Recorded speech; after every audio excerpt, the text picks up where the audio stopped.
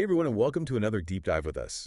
This time we're going to be looking at internet measurement for cyber purity. Something that I think most people don't think about a lot, but it's super important to keeping the internet safe. We found this really interesting research paper. It goes through a bunch of different ways that internet measurement can be used to make the internet more secure. And it talks about everything from like the underlying infrastructure to like the devices we use every day. Yeah, it's a really fascinating field. It's kind of like, think about it like this. Every time you visit a website or send an email or stream a video, you're relying on this complex network of systems and protocols. And internet measurement helps us to understand how those systems work and where they're weak and how to keep them secure.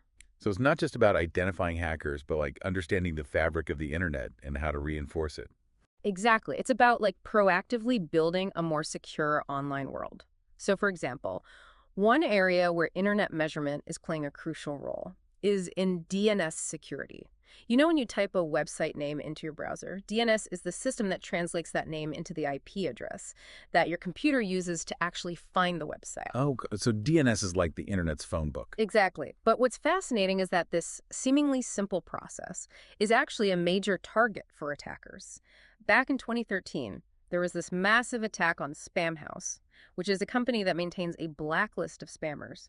And hackers flooded Spamhaus's DNS servers with traffic. It caused widespread disruption to internet services. It was one of the largest DDoS attacks ever recorded. Wow, that's scary. And how did internet measurement come into play in that situation? Well, researchers were able to analyze traffic patterns. And by analyzing traffic patterns, they were able to identify the source of the attack. And that helped to mitigate the impact and get Spamhaus back online. Internet measurement is essential for understanding how these attacks work, so we can develop better defenses. So it's not just reacting to attacks, but learning from them and preventing future ones. Absolutely. And it gets even more interesting when you consider the techniques that attackers use to hide their malicious activities. One example is something called domain generation algorithms, or DGAs for short. Imagine malware that can automatically generate thousands of random domain names to connect to. That sounds like a nightmare to try and block. It's like trying to catch smoke. Yeah, it is. But through internet measurement, researchers can actually identify the patterns and algorithms used by these DGAs, and this allows them to proactively block these malicious domains before they're even used. That's incredible. It's like predicting the future of cybercrime. In a way, yeah. And it's not just about stopping hackers either. Internet measurement also helps us understand how to design more secure systems in the first place. For example, researchers are using it to study the security of VPNs, which are becoming increasingly popular for privacy and anonymity. VPNs. I use one all the time. Yeah. But I have heard mixed things about their security. That's because not all VPNs are created equal. Some studies using internet measurement have revealed vulnerabilities in VPN infrastructure, like traffic leaks that could expose your real IP address. Wait, so even if I'm using a VPN, my data might not be fully protected? It's possible. That's why it's crucial to choose a reputable VPN provider and understand the limitations of the technology. And that's where internet measurement comes in. It gives us the tools to evaluate the security and privacy claims of these services. So it's not just about trusting what companies tell us, but having independent verification. Exactly. And internet measurement is essential for that independent verification. It allows us to peel back the layers and see how these technologies really work. Okay, so we've talked about DNS and VPNs, but this research paper also mentioned something called BGP, which honestly sounds like something out of Star Trek. What is that all about? So BGP, or Border Gateway Protocol, it's the system that routes traffic between different networks on the internet. Think of it like the air traffic control system for the internet. Okay, I'm starting to get the picture. And why is it important from a cybersecurity perspective? Well, BGP is vulnerable to a type of attack called hijacking, where somebody can maliciously redirect internet traffic to steal data or disrupt online services. So it's like someone taking over the air traffic control system and sending planes to the wrong destinations. That's a great analogy, and it's a real threat. In 2018, a cryptocurrency company called MyEtherWallet was targeted by BGP hijacking, and attackers redirected traffic to a fake website, and they stole millions of dollars worth of cryptocurrency. That's terrifying. So how can internet measurement help prevent these kinds of attacks? By monitoring BGP announcements, which are messages that routers use to communicate with each other about how to route traffic. Researchers can detect unusual patterns that might indicate a hijacking attempt. So it's like having security cameras watching over the internet's traffic control system. Exactly. And when they spot something suspicious, they can alert the affected networks and work to mitigate the attack. This is all incredibly insightful. It really highlights the importance of this behind-the-scenes work that most people just take for granted. Yeah, it's true. Most people don't realize the complexity and sophistication of the systems that keep the internet running smoothly and safely. Well, after this deep dive, I certainly have a newfound appreciation for it. But we've only just scratched the surface. This research paper goes even deeper, exploring the shadowy world of the dark web. Yeah, the dark web is a fascinating and often misunderstood part of the internet. It's a collection of websites and services that are intentionally hidden from traditional search engines, which makes it a challenge to study and understand. I've always been curious about the dark web. I've heard all these stories about online marketplaces where you can buy anything, from illegal drugs to stolen credit card information. But how do researchers even study it if it's designed to be hidden? That's where internet measurement comes in. Researchers use specialized tools and techniques, like Tor network analysis and dark web crawlers, to map the dark web, identify hidden services, and understand criminal activities. Tor. Is that like the onion router thing? Exactly. Tor is a free software that enables anonymous communication, and it's often used to access the dark web because it makes it very difficult to trace the user's location or identity. So researchers are using Tor to go undercover in the dark web. That sounds pretty risky. It can be, but it's essential for understanding how the dark web is used, who's using it, and what kinds of threats emerge from it. For example, they might uncover new malware strains, identify botnet infrastructure, or even track down stolen data. It's like they're digital detectives infiltrating the underworld of the internet. That's a great way to put it. And the insights they gain help us protect ourselves from the threats that lurk in those dark corners of the internet. This is all incredibly eye-opening. We've gone from DNS to VPNs to the dark web, all in the name of cybersecurity. And this is just the beginning. Next, we'll explore how internet measurement is being used to tackle the challenges of the Internet of Things, or IoT, where everyday devices are becoming increasingly connected to the internet. Smart homes, smart cities. It sounds fascinating, but also a little scary. Are our devices as secure as we think they are? That's a great question, and one that internet measurement can help us answer. Stay tuned. So we've gone pretty deep on DNS, VPNs, and even the dark web. But now let's talk about something that's becoming more and more part of our daily lives. The Internet of Things, or IoT, as the cool kids call it. Yeah, it really does seem like everything is getting an internet connection these days. From smart homes and smart cities to connected cars and even smart refrigerators. It is pretty amazing to think about all the possibilities, but it also kind of makes you wonder, are all these devices really as secure as they need to be? That's a really important question, and it's one that researchers are using internet measurement to try to figure out, because the truth is the huge increase in IoT devices. It's created a massive new attack surface for cybercriminals. Attack surface, what does that mean? It's basically all the potential ways an attacker could get into a system. And with billions of IoT devices connecting to the internet, that's just a ton of goes in for hackers. It's like having a house with thousands of doors and windows. Way harder to keep everything secure. Exactly. And to make it even worse, a lot of these IoT devices, they're designed for convenience and functionality, not necessarily security. Think about those super cheap, smart light bulbs you can get online. They might be great for setting the mood, but are they really doing anything to protect your data? Okay, now I'm a little concerned. I have a whole bunch of those devices at home. Well, it's good to be aware of the risks, but don't panic. Internet measurement is helping us understand the security landscape of the IoT, and we're developing better defenses. So how are researchers using internet measurement to make these devices safer? Well, one way is by scanning the internet for IoT devices, and then they analyze their security. It's kind of like a building inspector going door to door, checking for unlocked doors and windows. So they're basically looking for vulnerabilities. Exactly. Things like weak default passwords, or unpatched software, or even backdoor access that could let a hacker take control. That's pretty scary. What happens when they find these problems?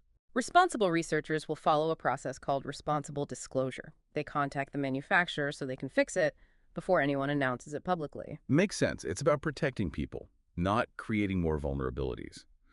But the paper also mentions something called botnets. Where do those fit in with IoT security? Botnets are networks of computers that have been hacked. Usually one attacker controls them all, And they use them to launch these huge cyber attacks. And unfortunately, IoT devices are becoming really common targets for building botnets. Why is that? Well, remember how we said a lot of IoT devices have pretty bad security? That makes it super easy for hackers to compromise them and then add them to their botnet army. Imagine thousands of hacked smart refrigerators all working together to flood a website with traffic to take it down. Oh, wow. So our smart devices could be turned against us. It is a bit of a disturbing thought, but internet measurement can help us fight back. By analyzing traffic patterns, researchers can figure out where botnet activity is happening, and they can work to stop these attacks. So it's like a digital immune system. It can detect and fight off these internet infections. That's a great way to put it. And it's not all about reacting to attacks either. Internet measurement can also help us design more secure IoT devices right from the start. That sounds promising. What kinds of things are they working on? One focus is developing better security standards for all IoT devices. Right now, there's a lot of variation between manufacturers, so it's hard for people to know which devices are actually secure. It's like trying to buy a car with no safety ratings. Exactly. But internet measurement can provide data on the security of different devices and help figure out best practices that all manufacturers should follow. So it's about setting a higher bar for security across the board. Right. And it's not just about technical solutions either. We can also use internet measurement to see how people are actually using these devices, which can help design more user-friendly security features. That's important. What good is a secure system if no one knows how to use it? You're right. And speaking of how people use technology, let's shift gears and talk about something that's both fascinating and a bit concerning. Social media. Social media? What does that have to do with cybersecurity? Well, social media platforms are becoming a hotbed for malicious activity. We're talking spam, misinformation, fake accounts, even targeted harassment. I've definitely seen my share of spam and fake news on social media, but I never really thought of it as a cybersecurity issue. Oh, it absolutely is. They can use these activities to manipulate people, spread propaganda, even incite violence. And internet measurement is a key part of understanding and fighting these threats. So how are researchers using internet measurement to study social media? They use all kinds of techniques to look at social media data and try to identify patterns of bad behavior. For example, they might track how misinformation spreads, or find networks of fake accounts, or analyze the language used in harassment campaigns. Like they're digital detectives, searching through all that social media for clues. That's a great way to think about it. And what they learn can help the platforms improve their security, get rid of malicious content, and keep users safe. This is all pretty eye-opening. It seems like internet measurement touches almost every aspect of cybersecurity. It really does. And it's not just about protecting individuals, it's also crucial for understanding and securing critical infrastructure, like power grids, Yeah. transportation systems, financial institutions. Those are all connected to the internet. I always imagine them as totally separate. Like some old sci-fi movie with giant blinking lights and control panels. Well, that image isn't totally wrong. But a lot of these systems are connecting to the internet more and more. It makes them more efficient and lets people monitor them remotely. That makes sense, Yeah. but it also sounds kind of risky. What if hackers get into those systems? That's a serious concern, and why cybersecurity for these industrial control systems, or ICS, is so important. We can't afford to have them compromised.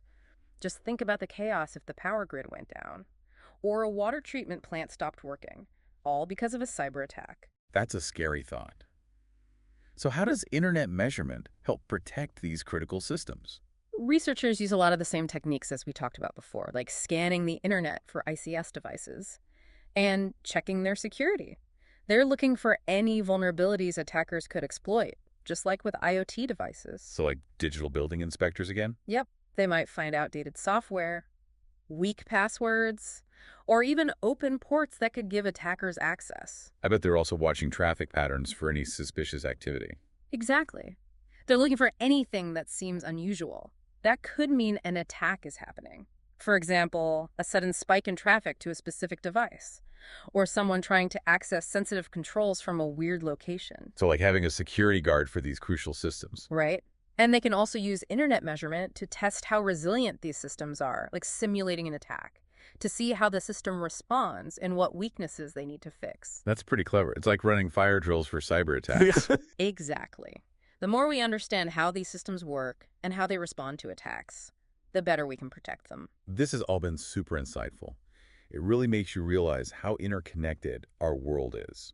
and how vulnerable we are to these attacks. You're absolutely right. The internet is like the nervous system of our society, and we need to take care of it. Well, after that deep dive into critical infrastructure, I'm ready for something a little lighter.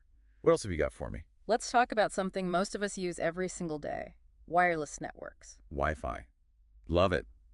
But I've definitely heard those stories about people hacking into Wi-Fi networks. It makes me nervous to use public Wi-Fi. You're right to be cautious. Public Wi-Fi is especially vulnerable, but even your home network isn't totally safe. So how can internet measurement help with wireless security? Researchers can use it to analyze wireless traffic Mm. and look for vulnerabilities. They can see what devices are connected, what kind of data is being sent, and whether there's any suspicious activity going on. So they're like digital eavesdroppers, listening in on our conversations. Not quite. More like traffic analysts. They're watching the flow of data and looking for anything weird, like if someone's trying to access sensitive information on your network, or a device that's acting strange. Okay, that's a bit reassuring. But what do they do with that information? They can use it to create better security protocols and defenses, like maybe analyzing the encryption methods different networks use to see how strong they are and what needs to be improved. So they're helping make sure our wireless connections are as secure as possible. Exactly. They're working to identify and minimize the risks that come with wireless technology. And that's becoming even more important as we move toward a more connected world, with more and more devices relying on wireless. I'm glad to hear that. Now, I know this research paper also goes into some pretty dark stuff, like cybercrime. Is that where we're headed next? You got it. The world of cybercrime is complex, and it's constantly changing. But internet measurement is helping us understand how cybercriminals work, what they want, and how to fight them. Okay, color me intrigued. Tell me more. How are researchers using internet measurement to fight cybercrime? One way is by using honeypots. Honeypots. I think I've heard that word before, but I'm not sure what they are. They're like traps for hackers, right? That's a good way to put it. A honeypot is a decoy system designed to attract attackers. It might look like a vulnerable server, or a website with weak security, or even an unprotected IoT device. But it's all a setup. Researchers are watching it very closely to learn how attackers behave. Like a digital sting operation. Exactly. When an attacker takes the bait and tries to hack the honeypot, the researchers can see their techniques, their tools, even their motivations. Then they use that information to build better defenses and disrupt real attacks. That's pretty brilliant, like catching criminals in the act. Exactly. And honeypots are just one example. Internet measurement is also used to track malware, identify phishing campaigns, even investigate ransomware attacks. Ransomware, that one sounds really scary. I've heard stories about businesses and organizations getting totally shut down by those attacks. Ransomware is a serious threat, and it's getting more sophisticated all the time. But internet measurement is helping us fight back. We can use it to analyze the code, find the attackers, and even build tools to help victims get their data back without paying the ransom. That's good news. Yeah. Sounds like the fight against cybercrime never ends. But at least we have some powerful tools on our side. It's true, it's a constant back and forth. But internet measurement is giving us the advantage. And it's not just about reacting, it's also about figuring out the root causes of cybercrime and trying to prevent it in the first place. So it's like a holistic approach to cybersecurity. Exactly. And it takes collaboration between researchers, the industry, and policymakers. We need to work together to create a more secure online world. I like that. This whole conversation about cybercrime has been fascinating.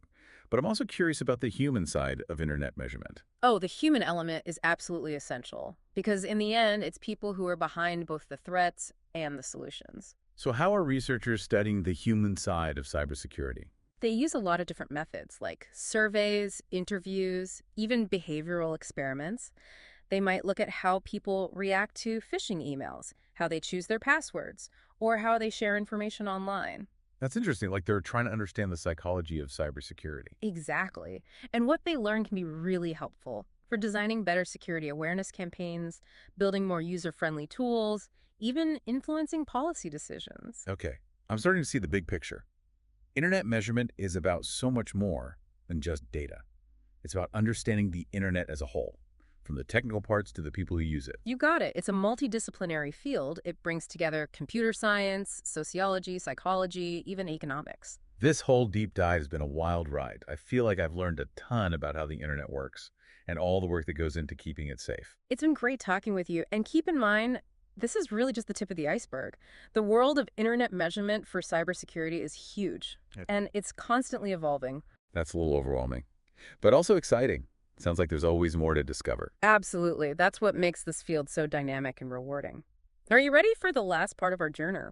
Absolutely. What's next on our internet adventure? Let's talk about the future of internet measurement for cybersecurity.